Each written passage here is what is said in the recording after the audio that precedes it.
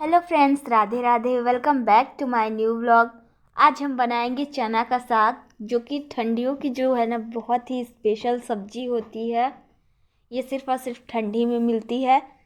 ये जो साग है ना चना का, बहुत ही ज़्यादा अच्छा लगता है। वैसे भी जो ठंडी होती है वो साग का ही समय होता है।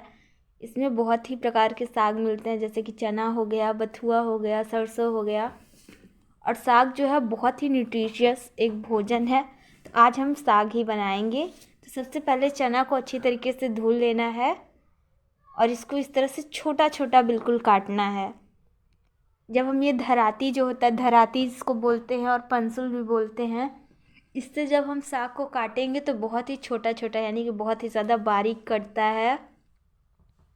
तो चना का साग जो था हमने धुल के रख लिया है और अब हम इसे छोटा छोटा, इसको हमारे यहाँ पसुल कहते हैं, तो पंसुल की मदद से अच्छे से काट लेंगे।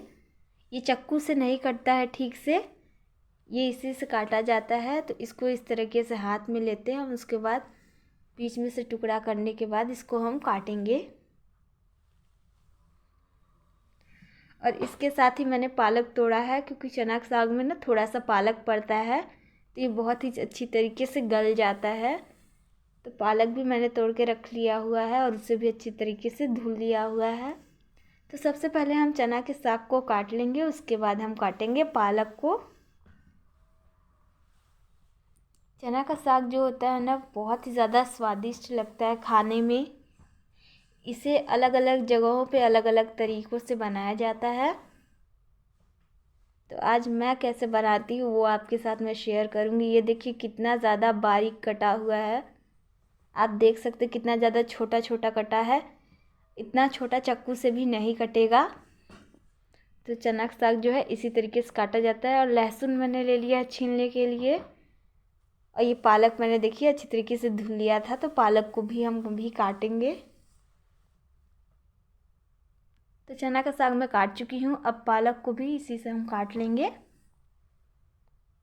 साग को ना बनाने में बहुत ही ज़्यादा टाइम लगता है। सबसे ज़्यादा टाइम इसमें काटने में लगेगा, क्योंकि बहुत ही ज़्यादा बारीक काटना पड़ता है और काटने के बाद इसको पकाने में भी बहुत ज़्यादा समय लगता है। लेकिन साग जितना ज़्यादा समय लेता है पकने में, उतना ही अच्छा लगता है खाने में। तो यहाँ हमने साग को काट लिया है और काटने के बाद हम चूल्हे पे आग जला देंगे और चूल्हे पे हम इस साग को तैयार करेंगे, जिससे इसका स्वाद जो है और भी ज़्यादा दोगुना हो जाएगा।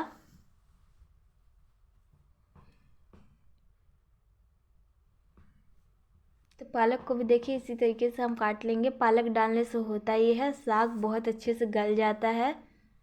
अब हमने ना चूल्हे को जला लिया है, साग काट लिया हुआ है, तो इस पर हम रख देंगे कढ़ाई।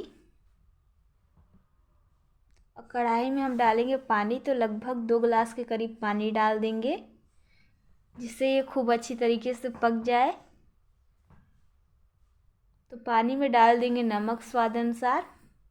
और नमक डालने के बाद ये देखिए जो हींग है उसको डालेंगे। ये वाला हींग जो होता है ना उसका बहुत ही ज़्यादा स्ट्रॉन्ग फ्लेवर होता है, और जो पाउडर्ड हींग होती है उससे ज़्यादा अच्छा इसका टेस्ट होता है। तो इस तरीके से पानी में नमक हींग डालने के बाद जो हमने साग काटा था उसे पूरा हम इसी में डाल देंगे। तो सारे साग को इसमें रख देंगे पकने के लिए।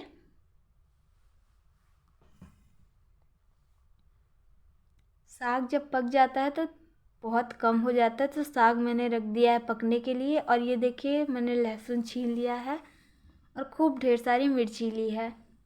साग में जितना ही ज़्यादा लहसुन होता है उतना ही अच्छा उसका टेस्ट आता है खाने में। और इसमें मिर्ची इसलिए इतना ही डाली जाती है, क्योंकि इसमें मिर्ची डालने पर ज़्यादा ना फिर भी ये तीखी नहीं लगती है ज़्यादा, तो इसलिए इतनी मिर्ची ली है हमने। तो लहसुन को हम इस तरीके से काट लेंगे पहले।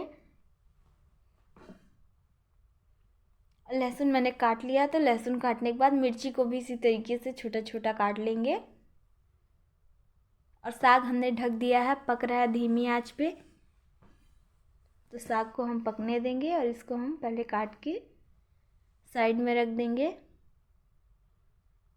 साग जो होता है ये चना का ना ठंडी में मिलता है और इसका स्वाद बहुत ही ज़्यादा बढ़िया होता है। इसके साथ में बाजरे की रोटी या फिर मक्की की रोटी हो, उससे खाया जाता है इसको।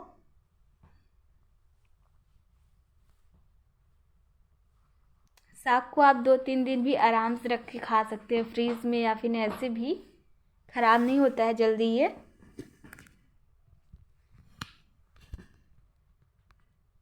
तो लहसुन और मिर्ची देखिए मैंने सारा का सारा काट लिया है, इसको रख देंगे साइड में। और चलिए साग को अब हम चला लेते हैं। तो ये देखिए साग का जो है पानी सूखने लगा है। अब इसको इस तरीके से चला देंगे, लगभग पक चुका है। तो अब हम इसमें आटा डालेंगे। आटा इसलिए डाला जाता है जिससे ये बढ़िया से बाइंड हो जाए, यानी आपस में मिल जाए, इसलिए आटा डाला जाता है। बहुत लोग घोल के आटा डालते हैं, लेकिन आप इस तरीके से भी अगर आटा डालेंगे ना तो आप देखेंगे बिल्कुल भी गुठलियाँ नहीं पड़ती हैं। थोड़ा थोड़ा डाले जाइए और मिला लीजिए इसके बाद। और आटा डालते ही तुरंत इसको अच्छी तरीके से मिलाने लगिए।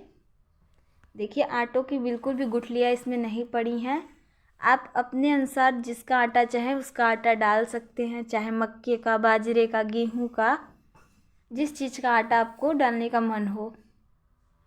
तो साग को देखिए मैंने थाली में इस तरह से निकाल लिया है। बहुत लोग बहुत ज़्यादा गीला साग खाना पसंद करते हैं, बट वो हम लोग को इतना अच्छा नहीं लगता। तो हमारे साइड में तो इसी तरीके से बनाया जाता है चना का साग। तो मैंने इसको एक थाली में निकाल लिया है। अब हम इसमें लगाएंगे तड़का। सरसों का तेल का तड़का लगता है, जिससे कि इसका स्वाद बहुत ही ज़्यादा बढ़िया लगने लगता है। तो सबसे पहले कढ़ाई में जाएगा सरसों का तेल। उसी कढ़ाई में हमने डाल दिया है जिसमें हमने साग पकाया था। फिर जाएगा खूब ढेर सारा लहसुन, और लहसुन को इस तरीके से डालेंगे और बढ़िया से थोड़ा पका लेंगे लहसुन को पहले। और लहसुन पक जाने के बाद तब हम इसमें मिर्ची डालेंगे। ये जो चना का साग होता है इसका स्वाद ही अलग होता है।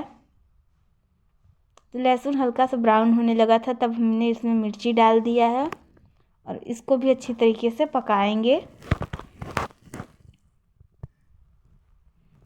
तो एक दिन आप बनाइए और 2-3 दिन आराम से एंजॉय कीजिए इस साग को।